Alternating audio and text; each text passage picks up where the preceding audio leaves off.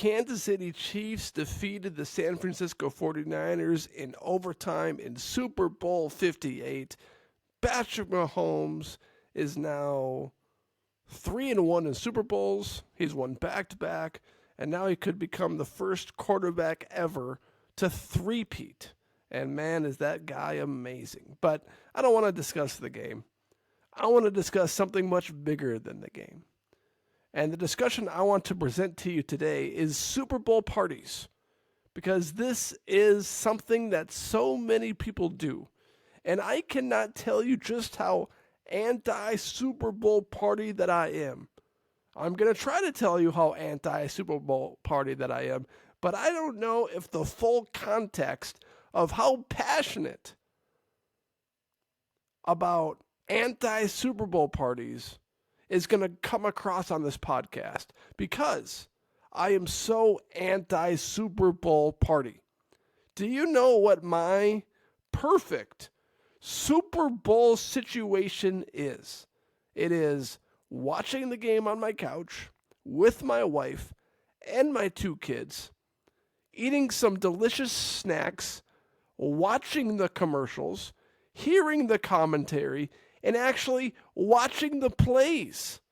Because here's the problem with Super Bowl parties. People buy so many different dips. You got to bring a dip. You got to bring a chip. And then you got to feel like you got to try them all because there's so many different ones and you want to see which one's the best. Your mind isn't on the game. Your mind isn't on the commercials. Your mind might tune in for the halftime show, but it's loud at the party. You might not even see anything at the party because you're talking to friends, you're talking to people around you, you're eating these different dips and chips, and you can't even keep track of them all. I want to watch the commercials and judge the commercials, even though the commercials are nowhere near as good as they used to be. Was that one of the greatest commercials of all time? Simple, to the point, the message was clear. Was that my favorite Super Bowl commercial of all time back in the 2000s? And there was a couple of memorable ones last night for Super Bowl 58, but there was nothing like outstanding that was laugh your head off funny. But I still want to watch the commercials because it's a part of the game.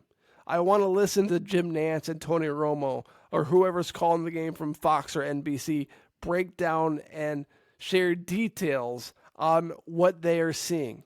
I don't want to be talking with John Doe or Joe Schmo about his work, about his family, about his dip that he brought to the game.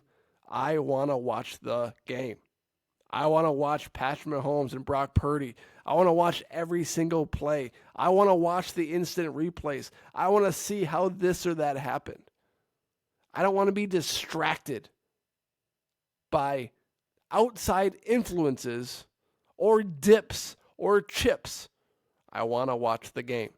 So if I was ever to be invited to a Super Bowl party, I would say no. My wife would say no because my wife feels the same way.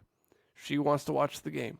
She wants to watch the commercials. And there's nothing that takes away the game and commercials like a Super Bowl party. You're there for the chips. You're there for the dips. But that's really all it is. It should really be called a chip and dip party, not a Super Bowl party. Well, that's it. It's a short podcast on this one. But I just had to unleash my rational take on how stupid Super Bowl parties really are. Thank you for listening. If you're watching on YouTube, please hit that subscribe button. If you're listening on Apple or Spotify, please rate, review, or follow the podcast wherever you are currently listening to this podcast. Everyone, thank you for listening and have a great day.